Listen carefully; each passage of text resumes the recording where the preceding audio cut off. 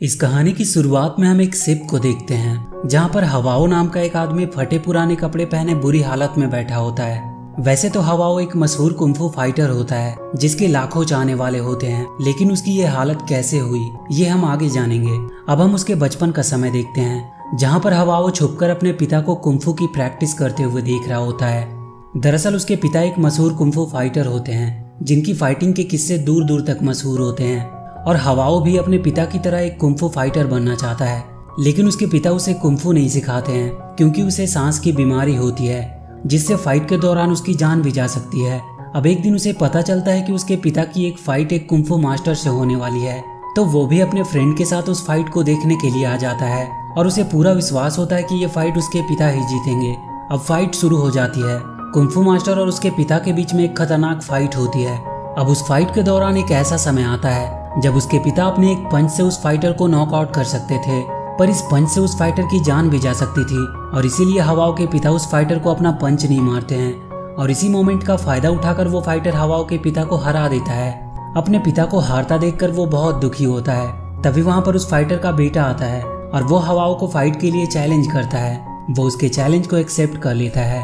अब उन दोनों के बीच में एक फाइट होने लगती है, लेकिन हवाओ एक ही पंच में नॉकआउट हो जाता है क्योंकि उस लड़के के पिता ने उसे कुंफू की ट्रेनिंग दी होती है। वो अपने इस हार से बहुत दुखी होता है। इसके बाद वो अपने फ्रेंड के साथ एक शॉप से एक कुंफू की बुक चुरा कर ले आता है और वो उस बुक से कुंफू की ट्रेनिंग करना शुरू कर देता है, और उसका फ्रेंड अपने मैथमेटिक्स की ट्रेनिंग को जारी रखता है। अब हवाओ ने उस किताब की मदद से थोड़ा बहुत कुंफू सीख लिया होता है, और इसीलिए वो उस लड़के को फाइट के लिए एक बार फिर से चैलेंज करता है, और इस बार वो उसे बड़े ही आसानी से हरा देता है। अब हम 7 साल के बाद का समय देखते हैं। अब हवाओ एक बहुत बड़ा कुंफू फाइटर बन चुका है और उसके लाखों फॉलोवर हैं। हवाओ की एक बेटी भी है जिसे वो अपनी जान से भी बढ़कर चाहता है, और आज उसका उसी लड़के के साथ फाइट होती है जिसके पिता ने हवाओ के पिता को बचपन में हराया होता है। अब हवाओ और उस फाइटर के बीच में फाइट होना शुरू हो जाती है। स्टार्टिंग में तो वो फाइटर उसे अच्छी टक्कर दे रहा होता है, लेकिन वो हवाओ के सामने ज्यादा देर तक टिक नहीं पाता है और हवाओ उसे हरा देता है। उसे हराने के बाद हवाओ बहुत खुश होता है और अपने लोगों के साथ अपने फ्रेंड के रेस्टोरेंट में आ जाता है। दरअसल जब हवाओ कुंफू की प्रैक्टिस कर रहा था तो उस समय हवाओ का दोस्त पढ़ाई कर रहा था, इसीलिए अब हवाओ का दोस्त पढ़ लिख कर एक अमीर आदमी बन गया है जिसका एक रेस्टोरेंट भी है। अब हवाओ अपने फ्रेंड के साथ उस रेस्टोरेंट में खूब मस्ती करता है और अपने आदमियों के साथ वहाँ पर जमकर खाता पीता है। हवाओ का फ्रेंड उसके रोज के इस नाटक से परेशान हो गया होता है, लेकिन बस दोस्ती की वजह से वो उसे कुछ नहीं बोलता था। अब हवाओ एक बार में जाकर इतना पीता है कि उसे अपने चाहने वालों का जरा भी ख्याल नहीं होता है। वहीं दूसरी तरफ हम उसकी बेटी को देखते हैं जो उसके इंतजार में बैठी होती है, लेकिन हवाओ का कुछ पता नहीं होता है। अब हवाओ एक एक करके शहर के सभी कुंफू फाइटर्स को हरा देता है और उसकी प्रसिद्धि बढ़ती ही जा रही होती है। अब एक दिन हवाओ का फ्रेंड उसे समझाता है कि तुम्हारे ऊपर कर्जा बढ़ता ही जा रहा है और तुम अपने परिवार पर भी ज्यादा ध्यान नहीं देते हो, और इसीलिए अब तुम्हें अपने हैबिट में सुधार लाना चाहिए। लेकिन हवाओ पर उसके फ्रेंड की बातों का कोई असर नहीं होता है। अब अगले दिन जब हवाओ अपने लोगों के साथ मार्केट में टहल रहा होता है तो वहाँ पर उसे एक किंग नाम का कुंफू फाइटर मिलता है। वो दोनों आपस में बातें करने लगते हैं, पर तभी अचानक से उन दोनों में थोड़ी बहस हो जाती है और किंग हवाओ पर हंसता हुआ अपने आदमियों के साथ रेस्टोरेंट के अंदर चला जाता है। ये देखकर हवाओ को बहुत गुस्सा आता है। अब रात को हवाओ के लोग हवाओ के ग्रुप के एक मेंबर को स्ट्रेचर पर लिटा कर लाते हैं जिसको किसी ने बहुत बुरी तरह से मारा होता है। हवाओ के पूछने पर उसे पता चलता है कि उसे किंग ने मारा है। ये सुनकर उसे बहुत गुस्सा आता है और वो किंग को मारने के लिए उसी रेस्टोरेंट में आ जाता है जहाँ पर किंग अपनी फैमिली के साथ अपना बर्थडे सेलिब्रेट कर रहा होता है। जब किंग हवाओ को गुस्से में देखता है तो वो उससे कहता है कि मैं आज तुमसे झगड़ा नहीं करना चाहता, आज मैं अपनी फैमिली के साथ यहाँ पर हूँ। लेकिन हवाओ उसकी बात नहीं मानता है और यहाँ पर हवाओ का फ्रेंड भी हवाओ को समझाने की पूरी कोशिश करता है, लेकिन इसका कोई फायदा नहीं होता है। अब उन दोनों के बीच वहाँ पर एक डेडली फाइट होना शुरू हो जाती है और हवाओ इतने गुस्से में होता है कि वो अपने एक जबरदस्त पंच से किंग की छाती पर वार करता है जिससे उसकी वहीं पर मौत हो जाती है। किंग के मरने के बाद अब लोग हवाओ से नफरत करने लगते हैं और उसका बेस्ट फ्रेंड भी उससे अपना मुंह मोड़ लेता है क्योंकि हवाओ ने उसकी बात नहीं मानी होती है। अब जब हवाओ अपने घर पर आता है तो वो देखता है कि किंग के फॉलोवर ने उसकी माँ और बेटी को मार दिया होता है। ये देखकर वो पूरी तरह से टूट जाता है क्योंकि उसकी बेटी के मरने के बाद उसके जीने का कोई मकसद नहीं बचा होता है। यहाँ पर हवाओ को ये पता चलता है कि किंग ने उसके आदमी को इसलिए मारा होता है क्योंकि उसने किंग की वाइफ के साथ बदतमीजी की थी।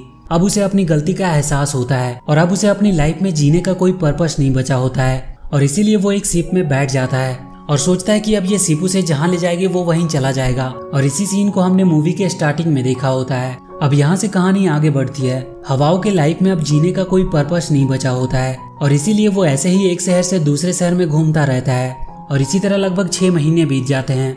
अब एक दिन जब हवाओ एक नदी में कूदकर खुद को मारने की कोशिश करता है तो एक ट्राइब का आदमी उसे देख लेता है और वो हवाओ को बचाकर अपने कबीले में ले आता है। यहाँ पर एक लेडी जिसका नाम मून होता है और जो आंखों से अंधी होती है वो हवाओ का देखभाल करती है। लेकिन इस समय हवाओ अपनी याददाश्त खो चुका होता है और वो पागलों की तरह बर्ताव करता है।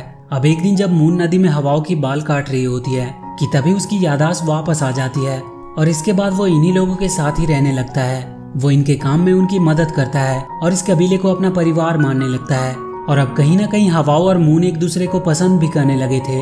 अब एक दिन इनके कबीले के कुछ बच्चे पास के कबीले से एक गाय चुरा कर लिया और इसीलिए उस कबीले के लोग इनके कबीले में आ जाते हैं और बच्चों को सजा देने की मांग करते हैं। अब उनकी सजा बहुत सख्त थी और बच्चे अभी बहुत छोटे थे जिन्होंने नादानी में ये गलती कर दी थी।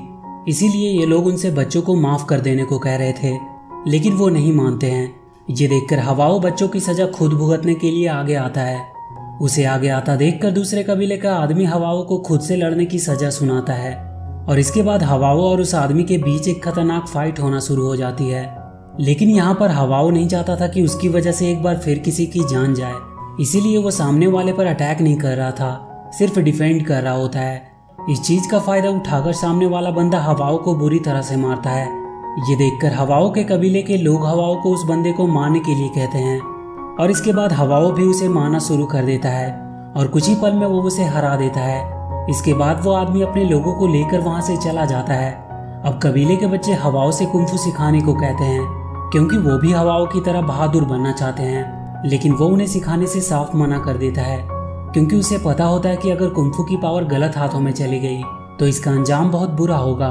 अब एक दिन जब मून अपने माँ बाप के कब्र पर जाती है तो उसे देखकर हवाओ को भी अपना घर, अपना दोस्त और अपने लोग याद आने लगते हैं। इसीलिए वो एक दिन मून से विदा लेकर अपने घर की तरफ निकल पड़ता है। लेकिन जब वो अपने शहर में पहुंचता है तो वो देखता है कि यहाँ पर सब कुछ बदल चुका है। यहाँ पर अब बहुत से अलग देशों से लोग आकर रहने लगे थे क्योंकि अब बहुत से देश चाइना पर अटैक कर रहे थे और अपने सिपाहियों को यहाँ की निगरानी रखने के लिए भेज रहे थे। वहाँ पर उसका घर किसी कबाड़ खाने की तरह लग रहा होता है। उसे अपने घर पर अपने पिता का पुराना नौकर भी मिलता है जो उसके वापस आने पर उसका स्वागत करता है। इसके बाद हवाओ अपने माता पिता के कब्र पर जाता है और अपनी की गई गलतियों के लिए उनसे माफ़ी मांगता है और अब उनके बनाए गए नियम कानून पर चलने की कसम खाता है। हवाओ को यहाँ एक फाइटर के बारे में पता चलता है जो कि अब तक एक भी फाइट नहीं आ रहा होता है और पूरे शहर को लड़ने के लिए चैलेंज कर रहा होता है। ये देखकर हवाओ उससे लड़ने के लिए राजी हो जाता है। इसके बाद वो अपने दोस्त के पास जाता है और उससे अपने किए गए बर्ताव के लिए उससे माफ़ी मांगता है। ये देखकर हवाओ का दोस्त उसे माफ़ कर देता है। अब हवाओ उन सभी से माफ़ी मांगता है जिनको उसकी वजह से कभी परेशानी हुई थी। अब वो पूरी तरह से बदल चुका होता है। अब उसका अपने ऊपर पूरा कंट्रोल होता है और वो अब किसी को नुकसान पहुंचाना नहीं चाहता है। अब वो दिन आ जाता है जब हवाओ की उस फाइटर से फाइट होनी थी। हवाओ ये फाइट स्टार्ट होने से पहले ही क्लियर कर देता है कि वो इस फाइट को सिर्फ एक खेल समझकर लड़ रहा है और अब फाइट शुरू हो जाती है। पहले तो वो फाइटर हवाओ को अच्छा टक्कर देता नजर आता है लेकिन जल्द ही वो हारने लगता है और हवाओ अपने एक जोरदार पंच से उसे नॉकआउट कर देता है और वो फाइटर रिंग से बाहर कुछ नुकीले कीलों पर गिरने लगता है जिन पर गिरने से उसकी जान भी जा सकती थी, लेकिन उसे हवाओ बीच में ही पकड़कर बचा लेता है और इस प्रकार वो बड़ी ही आसानी से इस फाइट को जीत लेता है। हवाओ की इस फाइट की खबर अखबारों में छपने लगती है और वो देखते ही देखते पूरे शहर में फेमस हो जाता है। वो अब अपने दोस्तों के साथ भी समय बिताना शुरू कर देता है और इस प्रकार उसके दोस्तों के बीच की सारी गलतफहमियां दूर हो जाती है और वो दोनों फिर से एक अच्छे दोस्त बन जाते हैं। हवाओ के दोस्त ने उसके जाने के बाद एक स्कूल खोल लिया होता है जहां अब हवाओ स्कूल के बच्चों को ट्रेनिंग भी देता है। वहीं दूसरी तरफ हम कुछ लोगों को देखते हैं जो कुंफू फाइटिंग के प्रोग्रामों का आयोजन करवाते हैं। वो हवाओ के पॉपुलर होने से बहुत दुखी होते हैं क्योंकि उसी की वजह से उनके फाइटरों की मार्केट वैल्यू कम हो रही होती है। इसीलिए वो किसी भी तरह हवाओ को रोकना चाहते हैं। वो लोग एक ऐसे फाइटर से हवाओ की फाइट कराने का प्लान बनाते हैं जो उससे भी ज्यादा अच्छा फाइटर होता है। अब ये लोग किसी तरह हवाओ को इस फाइट के लिए राजी करा लेते हैं और इसके बाद वो अपने अपोनेंट फाइटर से मिलने जाता है जो एक अच्छा इंसान होता है। वो हवाओ से बहुत अच्छे से बातें करता है। अब हवाओ भी अपनी प्रैक्टिस जारी रखता है और फाइनली वो दिन आ जाता है जब हवाओ की फाइट होनी थी। अब फाइट शुरू हो जाती है और सबसे पहले तो हवाओ कुछ लोकल फाइटर से लड़ता है और वो बड़े ही आसानी से सबको हरा दे रहा होता है और कोई भी फाइटर उसके सामने टिक नहीं पा रहा होता है। ये देखकर उसका ओपोनेंट रिंग में आ जाता है। वो सबसे पहले तो हवाओ से कहता है कि तुम कब से लड़ रहे हो और तुम थक गए होगे, इसीलिए अगर तुम चाहो तो पहले आराम कर लो, इसके बाद वो लड़ सकते हैं। लेकिन हवाओ आराम करने से मना कर देता है और इसके बाद दोनों के बीच फाइट होना शुरू हो जाती है। पहले राउंड में तो दोनों एक दूसरे को तगड़ा टक्कर दे रहे होते हैं, लेकिन फाइट के दौरान एक्सीडेंटली इन दोनों का वेपन एक दूसरे से चेंज हो जाता है, जिससे दोनों को फाइट करने में मुश्किल हो रही होती है। क्योंकि वो दोनों ही एक अच्छे फाइटर होते हैं, इसीलिए वो दोनों फाइट के बीच में रुककर वेपन चेंज कर लेते हैं। इसके बाद एक बार फिर से उन दोनों के बीच में फाइट होना शुरू हो जाती है, लेकिन दोनों ही एक दूसरे को तगड़ी टक्कर दे रहे होते हैं और इसीलिए पहला राउंड ड्रॉ हो जाता है। अब हवाओ पहले राउंड के खत्म होने के बाद चाय पीता है, लेकिन यहाँ पर मिस्टर मीटा, जो हवाओ के अपोजिट टीम का मेंबर होता है, वो उसकी चाय में जहर मिला देता है और जब वो उस चाय को पीता है तो उसकी पूरी बॉडी में जहर फैल जाता है, जिसकी वजह से फाइट के दौरान उसे खून की उल्टियां होने लगती है। ये देखकर उसका ओपोनेंट फाइट को बीच में ही रोकने को कहता है, लेकिन हवाओ ऐसा करने से मना कर देता है क्योंकि वो अपनी लाइफ की अंतिम फाइट में मैदान छोड़कर भागना नहीं चाहता था।